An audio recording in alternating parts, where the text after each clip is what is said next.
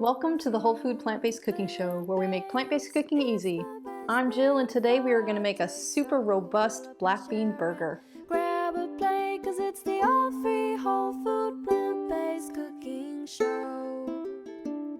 Welcome back to the show, everybody. Today we are making a delicious recipe for you. This is actually last month's winning vote from our supporting members. They get to vote on what recipe I make next. And this was the winner, so here you go, guys.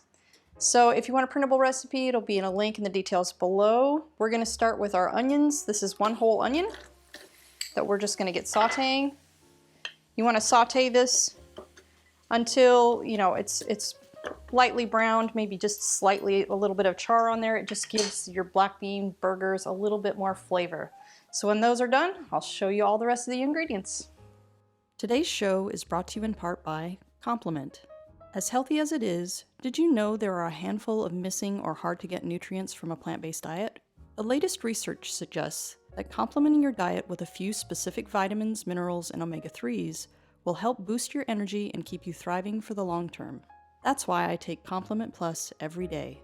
Complement Plus contains the 8 critical nutrients in dosages optimized specifically for plant-based eaters. Plus, they're completely transparent about ingredient sourcing and third-party testing, publishing the results directly on their website. As a special discount for our viewers, just use the code WFPB15 at checkout to save 15% off of your order.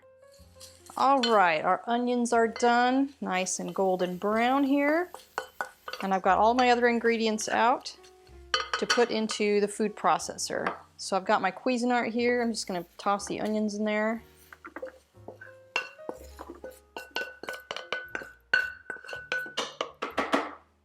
Okay. And then I have a half a cup of oat flour. That's what's gonna absorb any liquid, you know, excess liquid. You don't want a mushy, liquidy burger. So that will help soak up any of those extra juices. I've got some a half teaspoon of cumin and a teaspoon of smoked paprika. And the smoked paprika is key because it gives you that roasted kind of smoky flavor. It's so delicious. 3 tablespoons of flax meal. A tablespoon and a half of psyllium husk powder. And that is actually optional. I like to have a bit more firm burger, and that's what this is gonna do for you. If you don't mind it, if it's, you know, it's a bean burger, so it's not gonna be like a regular plant-based burger where it's pretty firm to the touch.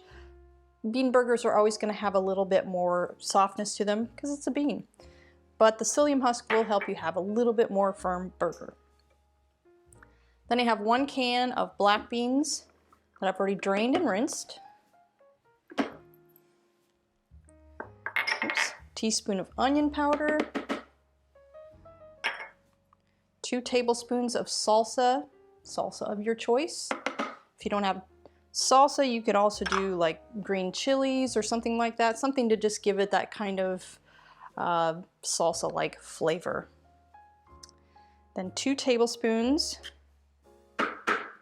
of tomato paste. That's going to give it a really, really nice punchy flavor. Then I have a tablespoon of balsamic and a teaspoon of Bragg's liquid aminos. Or you could use soy sauce if you wanted to too. The balsamic just helps intensify. I know some people out there really don't like vinegar. You're not going to taste it at all, but it helps intensify some of the other flavors. Then we're going to do 2 teaspoons of lime juice. I always like any of my Mexican food or Mexican dishes, I love to squirt lime juice on. So I added it to this recipe. I just think it really goes well.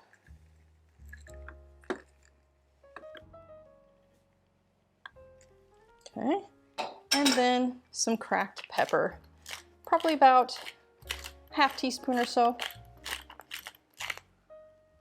All right, now we're gonna stick the lid on and we're just gonna start pulsing it. I don't like to mix it too long so that you can't identify what's in it. I still like to have a little bit of the black bean chunks so you know it's a black bean burger. So that's why I use the pulse setting until you get the texture that you want.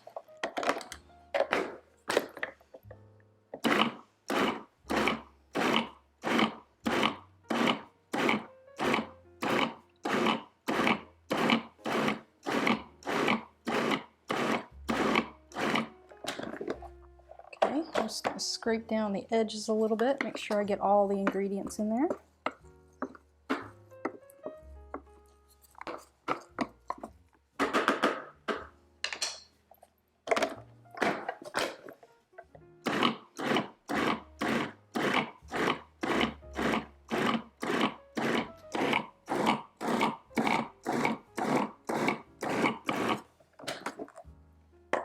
Okay, that is what I like to see. If you want to take a look, you can kind of see the little chunks. You can still see the little chunks of onion and the beans. I'm going to clear this stuff out and then I'll get my pan and we'll make some burgers. While we're waiting for that, I'd like to share with you some background on our show. The Whole Food Plant-Based Cooking Show is crowd-funded, which means these free weekly recipe videos, along with our entire catalog of recipes on our website, plantbasedcookingshow.com, and our new Plant-Based Cooking Made Easy cookbook are all made possible in part by the generous patronage of our supporting members. By becoming a supporting member, you gain access to great member perks like monthly product giveaways, free downloads of our ebooks, and access to our in-depth courses, including our 28 Days Plant-Based Made Easy course, where we offer a step-by-step guide to making the switch to a fully plant-based diet. We create this show for the hundreds of thousands of viewers just like you who tune in each month from all over the world to make it easy for everyone to live a plant-based lifestyle. So if you love our content, please join us on our mission and become a supporting member today by following the link in the description. Okay, let's get back to the show. All right, now we're ready to make our burgers, and I already have my oven preheated to 400 degrees. And this makes 4 really decent sized burgers. So you just kind of have to gauge, just kind of eyeball where you think 4 is, all right? So I just kind of roll them in a ball, and then I put them on my pan, and then I smush them down.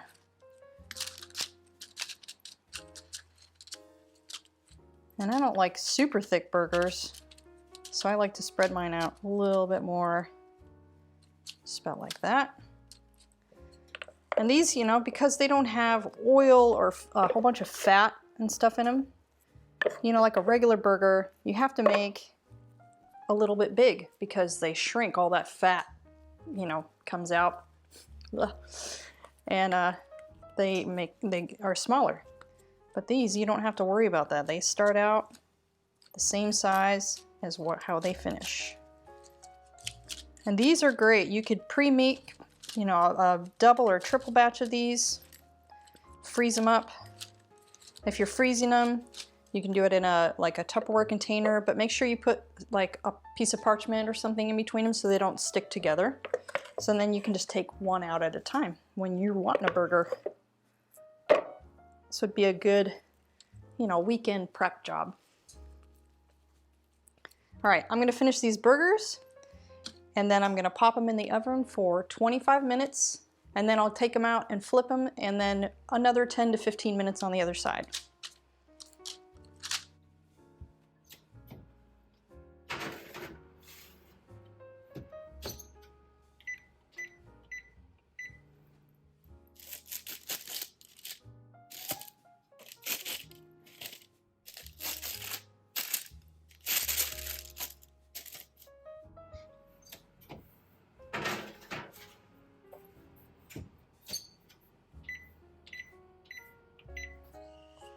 All right, they are out of the oven, smelling delicious. Come on and take a look.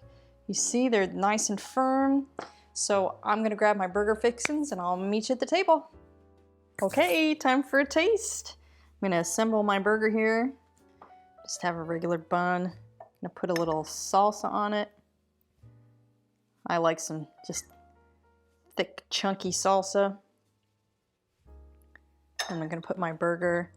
And the burgers, just as a tip, they do way, way better if you let them cool it a little bit. They get really firm, and once you store them in the refrigerator for the next day or the next couple days, they get even more firm. And if you want to heat them back up, you can just pop these guys in the toaster. Perfect. Super quick and easy. All right, there's that. Get a slice of tomato, some lettuce. And there we go. Probably should have had some of my chipotle mayo or something, but we'll try it without.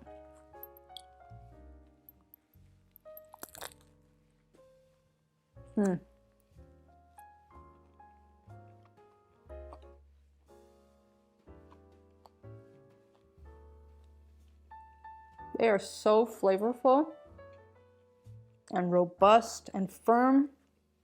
I absolutely love these burgers. So give these a try, guys. Give this video a like, and I'll see you next week for another great recipe.